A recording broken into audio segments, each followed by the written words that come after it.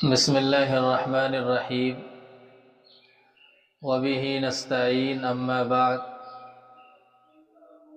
جناب نبی کریم علیہ السلام نے رمضان المبارک کی آمد سے پہلے ایک خطبہ دیا جس کے اندر رمضان المبارک کی فضیلت اور عظمت کو بیان کیا ہے۔ اللہ کے رسول صلی اللہ علیہ وسلم نے ارشاد فرمایا، حدیث کے راوی حضرت سلمان فارسی رضی اللہ تعالی عنہ ہیں، فرماتے ہیں کہ رسول اللہ صلی اللہ علیہ وسلم نے فرمایا، یا ایھا الناس قد اظلکم شہر عظیم شہر مبارک شہر فیہ لیلۃ خیر من الف شہر، کہ اے لوگو تمہارے اوپر ایک عظمت والا مہینہ آ رہا ہے جو انتہائی برکت والا ہے۔ اس مہینہ میں ایک رات ایسی ہے جو 1000 مہینوں سے بہتر ہے، کہ اگر اس رات میں عبادت کرنا نصیب ہو جائے تو 1000 مہینہ عبادت کرنے سے جو فضیلت حاصل ہوتی ہے اس سے بھی زیادہ اونچا مقام و مرتبہ حاصل ہوگا، جس کو لیلۃ القدر کہا جاتا ہے۔ کہ لیلۃ القدر کی کس قدر فضیلت ہے، کیا مقام ہے، اور اس کی تلاش کے لیے رمضان کے آخر عشرہ میں 10 دن کا اعتکاف کیا جاتا ہے۔ دوسری چیز رسول اللہ صلی اللہ علیہ وسلم نے فرمایا،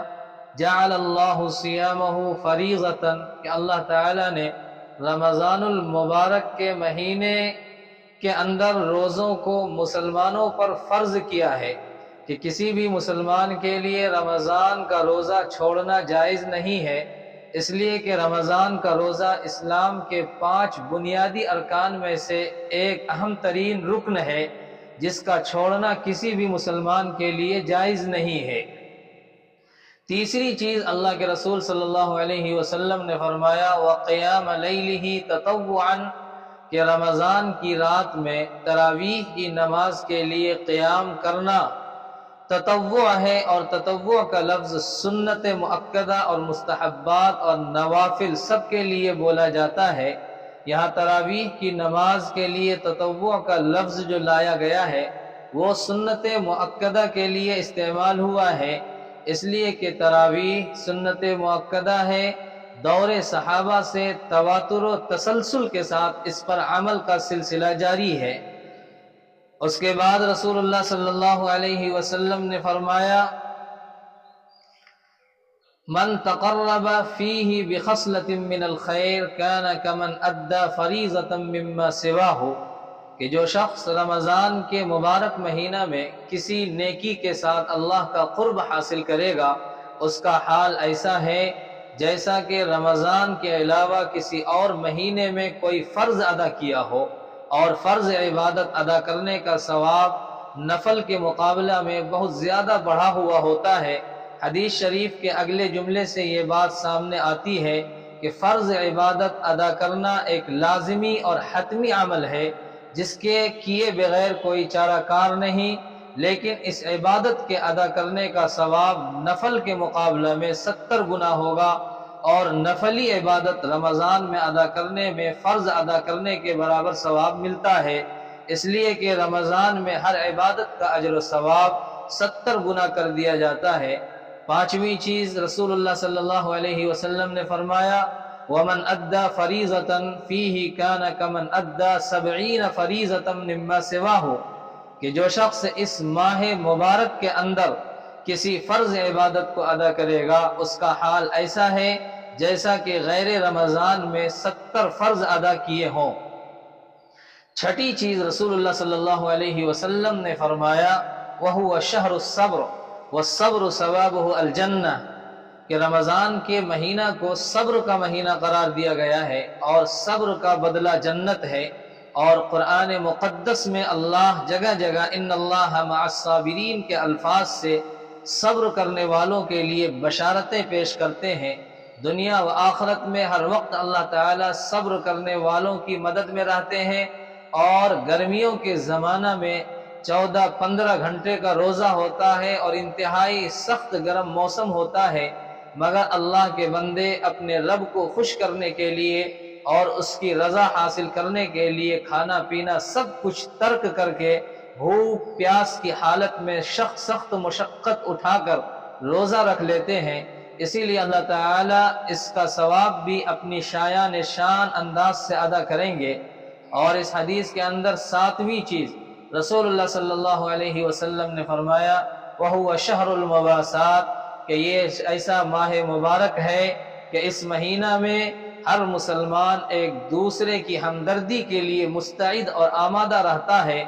اور جو مالی تعاون رمضان کے مہینے میں ایک دوسرے پر رہتا ہے، غیر رمضان میں اس کا تصور بھی نہیں ہوتا ہے، چونکہ یہ مہینہ برکت والا مہینہ ہے، ہر طرف برکت کا چشمہ بہتا ہوا نظر آتا ہے، اس لیے اس کو شہر مبارکن کے الفاظ سے موسوم کیا گیا ہے، یعنی برکت والا مہینہ۔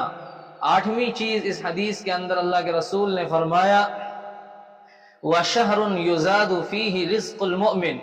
کہ یہ ایسا مبارک مہینہ ہے جس میں اللہ رب العزت مومن کے رزق میں اضافہ کر دیتے ہیں۔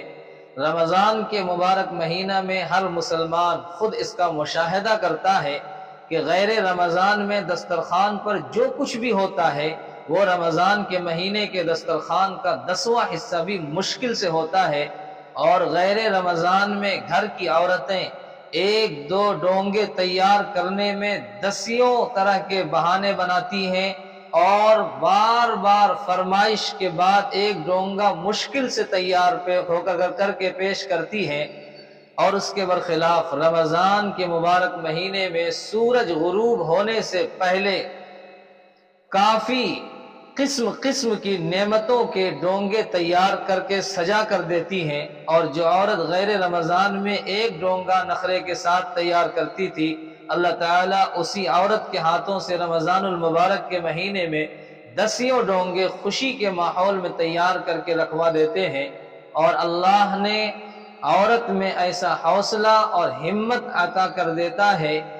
کہ بغیر فرمائش کے خوشی ضرورت سے زیادہ تیار کر کے رکھ دیتی ہے۔ جیسے مومن کے رزق میں ماہ مبارک میں اضافہ کیا جاتا ہے، ایسے ہی عورت کے اندر حوصلہ اور ہمت بھی اللہ رب العزت عطا کر دیتے ہیں۔ نویں چیز اللہ رب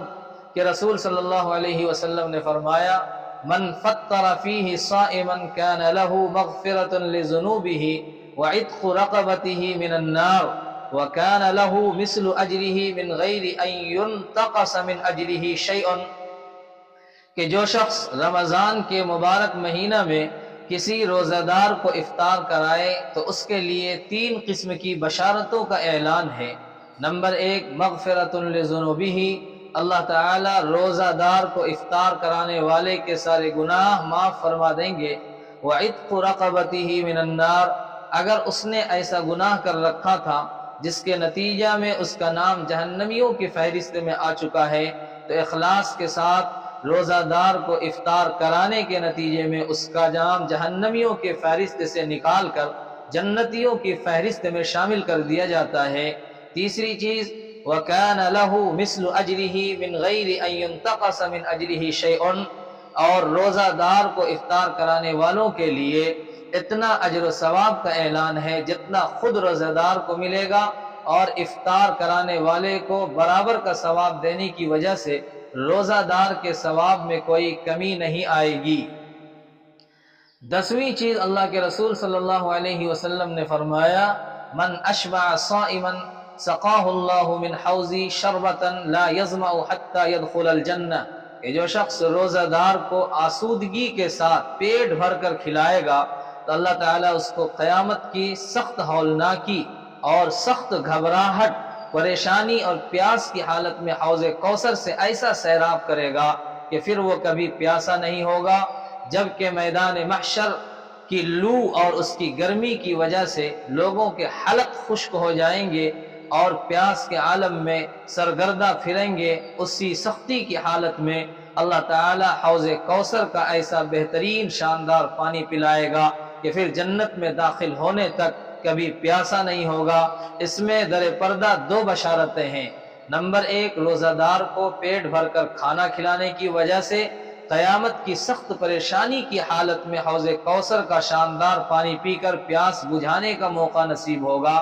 دوسری بشارت اس کو آرام و راحت کے ساتھ بلا خوف و خطر جنت میں داخل ہونے کا موقع فراہم ہوگا۔ 11ویں چیز اللہ کے رسول صلی اللہ علیہ وسلم نے فرمایا وَهُوَ شَهْرٌ أَوَّلُهُ رَحْمَةٌ وَأَوْسَطُهُ مَغْفِرَةٌ وَآخِرُهُ عِتْقٌ مِّنَ النَّارِ، کہ رمضان کے بابرکت مہینہ کو اللہ تعالیٰ نے 3 حصوں پر تقسیم کیا ہے، پہلا عشرہ، دوسرا عشرہ، تیسرا عشرہ۔ اولہ رحمتن، پہلا عشرہ کے بارے میں فرمایا کہ یہ رحمت کا عشرہ ہے، کہ اللہ کے کچھ بندے ایسے ہوتے ہیں جن پر رمضان کے پہلے عشرہ سے اللہ کی رحمت نازل ہونا شروع ہو جاتی ہے۔ وَأَوْسَطُهُ مَغْفِرَةٌ، دوسرا عشرہ مغفرت کا عشرہ ہے کہ اللہ کے کچھ بندوں کو دوسرے عشرہ میں سچی توبہ کی توفیق ہو جاتی ہے تو اللہ تعالیٰ ان کی مغفرت کا اعلان فرما دیتے ہیں۔ وَآخِرُهُ عِتْقٌ مِّنَ النَّارِ، تیسرا عشرہ جہنم سے خلاصی کا عشرہ ہے کہ اللہ کے کچھ بندے ایسے ہوتے ہیں کہ اپنے گناہوں کے نتیجہ میں ان کے نام جہنمیوں کی فہرست میں درج ہو جاتے ہیں، مگر تیسرے عشرہ میں گناہوں سے سچی توبہ کی توفیق ہو جائے تو اللہ تعالیٰ ان کا نام جہنمیوں کی فہرست سے نکال کر جنتیوں کی فہرست میں شامل فرما دیتے ہیں۔ تو گویا کہ یہ حدیث ہمیں بہت ساری بشارتیں دے رہا ہے۔ اللہ کے وہ بندے جو اللہ پر ایمان اور یقین رکھتے ہیں، وہ رسول اللہ صلی اللہ علیہ وسلم کی ان باتوں پر یقین کرتے ہوئے اپنے آپ کو اس رمضان المبارک کے اندر اس طرح تیار کر لیں کہ اللہ رب العزت کو ہم راضی کر لیں اور اس طریقے پر عمل کریں جو طریقہ اللہ نے اور اللہ کے رسول صلی اللہ علیہ وسلم نے ہمیں بتایا ہے۔ اس حدیث کو صحیح ابن خزیمہ میں نقل کیا گیا ہے، اور اس حدیث کے تعلق سے اگر کسی کے ذہن میں بھی کوئی بات ہو پوچھنے والی تو وہ کومنٹ کر کے سوال کر کے پوچھ سکتے ہیں۔ جزاک اللہ خیر الجزا۔